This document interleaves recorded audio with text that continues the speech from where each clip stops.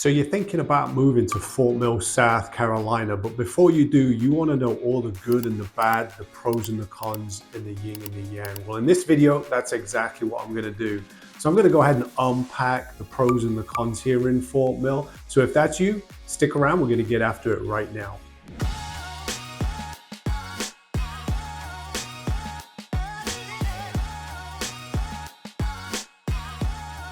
So if this is your first time to the channel, go ahead and hit the subscribe and bell notifications so you can be the first to learn about the current market conditions right here in Charlotte. My name is Dean and I get calls, text messages, emails every single day from people just like you that are looking to move to the area, and I absolutely love it. So whether you're thinking about making that move in 9 days or 90 days, go ahead, reach out to me, call, text, email, or we can meet face-to-face on Zoom.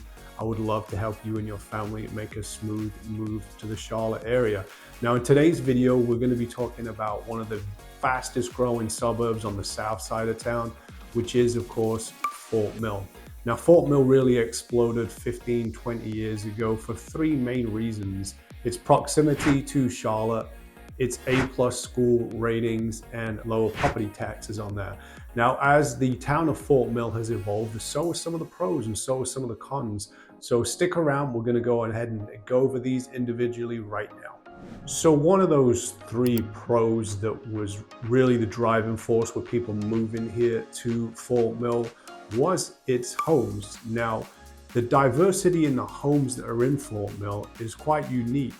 We have homes in Fort Mill that are mid-century homes, so they're going to be smaller, they're going to be more character, more ranch-style homes, and these homes are going to be real close to the downtown area, which is the original build of Fort Mill.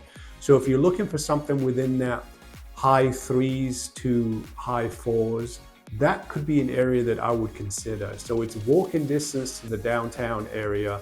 Again, they're going to be mid-century, so a lot of these homes have actually been renovated, updated, and flipped, or people have come in and just done the work themselves. So don't let the age of the home scare you. A lot of these homes have bigger lots, beautiful characteristics to them. But as you kind of expand a little bit further out from the downtown area, you'll start to see more subdivisions.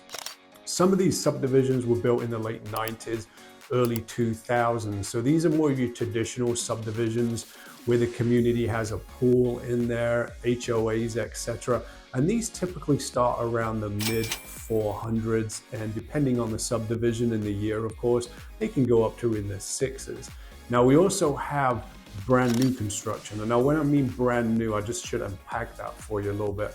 We have construction that's going on like right now today, subdivisions like Elizabeth that's popping up in my Lamar community. It's going to have close to 2,000 homes. But we also have newer construction. So within the past 5 to 7 years as well. So neighborhoods that have actually gone through their phases of build and or are just kind of wrapping up right now. And those are the subdivisions you're going to start to see more resale in there. So some of the newer constructions that we're seeing, Fort Mill has become more of an affluent area, so that does show in the house prices. So some of these newer constructions, you're really looking to get in on the high 5s, and they can go up to 7 figures depending on the build style, location, and the community itself as well. So there is a huge diversity in the houses that's offered here in Fort Mill. So you've got those older mid-century ranch style homes that have been renovated close to downtown, bigger lots. You've got more of the traditional subdivisions as well. So depending on the year built, you'll start to see different amenities as well. So a huge pro here for Fort Mill is just the diversity in the housing offered. Fort Mill is not a huge town. Just to give you an idea of the size, it's just under 30,000 people within limits of Fort Mill. So it's not huge. So as it has been more developed, just like anything, any supply and demand, the prices are starting to reflect that now. There really isn't any quote unquote good deals anymore in Fort Mill. It's not really a secret. People are moving there specifically for a purpose, and some more pros that we'll go about. But one con that I really wanted to touch on is the house pricing. The medium house price in Fort Mill is right at $460,000.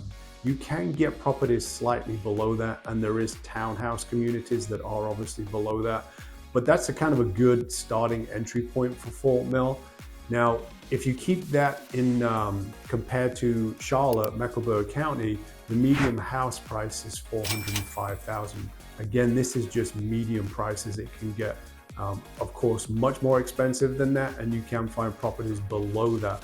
But just to compare apples to apples, Fort Mill has a higher medium average price on the home. So that's something that you would definitely need to consider. And I'm going to go ahead and put that in the con side. The one thing that has remained consistent over the past 15 to 20 years as Fort Mill has grown is the school district. According to niche.com, Fort Mill schools are actually graded at an A+.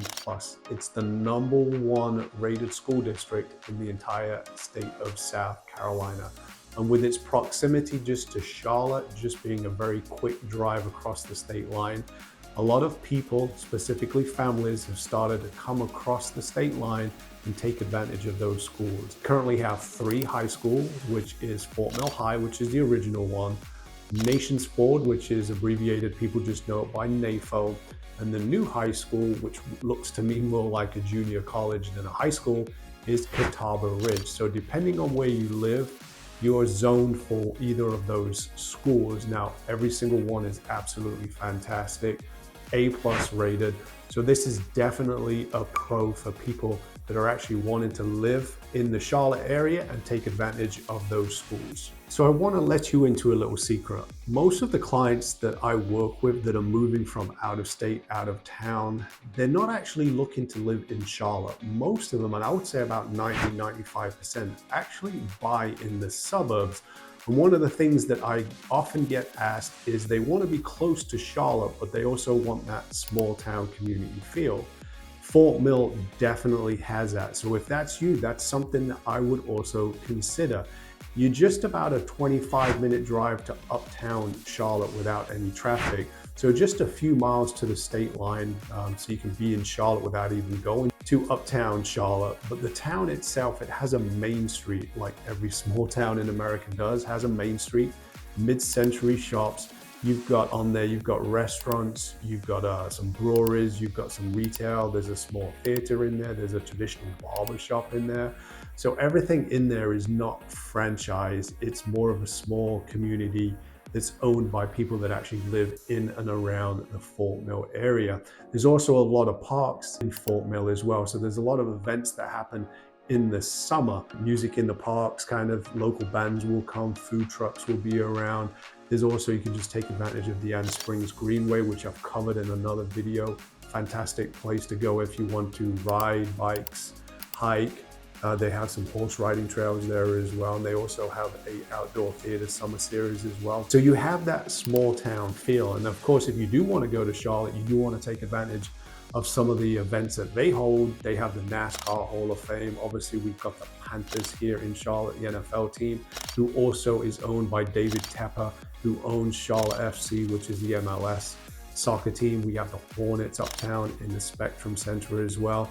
We also have the Charlotte Knights, which is the minor league, is it AAA baseball league, and the Charlotte Checkers for ice hockey. So if you want to take advantage of that, it's really doable as far as driving. Very, very short drive uptown there as well. But you can also live in a place like Fort Mill where you can actually take a step back and just take advantage of that small town feel. So although there's a ton to do here in Fort Mill, it does have its limitations. And one of them is nightlife. So if you're in your 20s and you're looking to go out and enjoy the night past 10, 11 o'clock, Fort Mill really doesn't have a nightlife. So what Fort Mill does have is a lot of restaurants. There's a lot of things to do, like the concerts and the theaters that they have. But as far as nightlife after 11, 12 o'clock, it's non-existent. Again, we can go out, have some good food, have some drinks, enjoy company with friends. If that's more of your speed, then absolutely Fort Mill. But if you're maybe a little bit younger, in your 20s still, and still enjoying going a little wild and crazy on Saturday, Friday, and Saturday nights, Fort Mill really doesn't have a nightlife in that scene. So you'd have to really go to Charlotte. So I'm going to put that in the con section, just depending on what season of life you are. It could be a pro, but I'm going to go ahead and put that in the con. So as Fort Mill has continued to grow, so has their traffic. Now keep in mind that Fort Mill was originally developed as a small town. So the road structure, their infrastructure has been playing catch up pretty much for the past 10 years. So some of the main roads in Fort Mill is 160 and Gold Hill. Gold Hill recently did a new exit ramp off 77, which has helped tremendously. They are going to be doing the same on and off ramp on the 160 exit. But again, that hasn't started yet, and it's probably going to be a few years out. So Gold Hill has helped a little bit on Gold Hill. It's still heavy in traffic on certain times of the day in the rush hours. 160 seems to be very busy all the time, and there is more retail off 160. So there's like Lowe's, there's a Chipotle, my personal favorite, Chick-fil-A, who doesn't like Chick-fil-A? So more of the retail spaces, they're all on 160. With the on and off ramp still hasn't been developed. It does get challenging with the lights on those roads. So keep in mind that local traffic can be challenging. And also I'm going to put in the con section is if you are going uptown, there really is only one main way, which is Highway 77. So you just get on 77 and you go north. Fort Mill has 4 exits off 77. Very easy to get onto 77. But once you're on 77, if you're commuting in rush hours, it can take anywhere north of 45 minutes to get to uptown. Depending on how that traffic is, you'll have to roll with your punches on some days. And there's only one real way to get there, and that's 77. Yes, you can get off earlier. Yes, you can cut through and do some back roads maneuvering. That's absolutely doable. Does it save you some time? Maybe, but it'll add more miles to it. So get kind of a yin and a yang on that one. So a con here is the traffic and the accessibility during rush hour to Charlotte Uptown. It can be challenging. So outside of heaven, there really is no perfect place, and Fort Mill is absolutely no exception of that. But as you can clearly see, there's a lot of pros that outweigh the cons, which has drawn a lot of people to actually move to Fort Mill.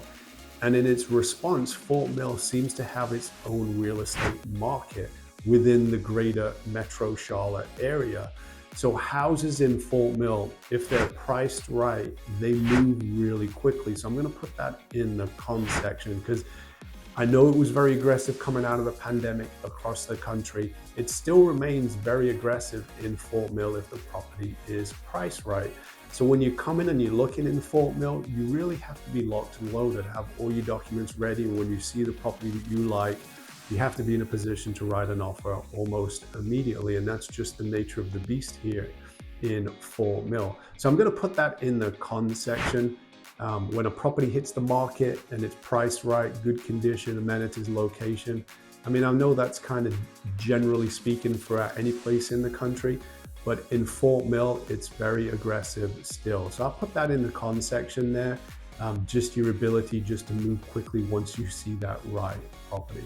So once again, guys, thank you so much for watching this video. I sincerely hope it brought value to you. You learned a little bit more about Fort Mill by watching this video, and that is the heart behind this video on here. So if you're looking to make a move, whether it's here in Fort Mill or another suburb in and around the Metro Charlotte area, I would love to be your agent of choice. So go ahead, reach out to me. You can give me a call, you can send me a text message, email, and of course we can meet face to face on Zoom. So until next time, I'll see you around town, and God bless.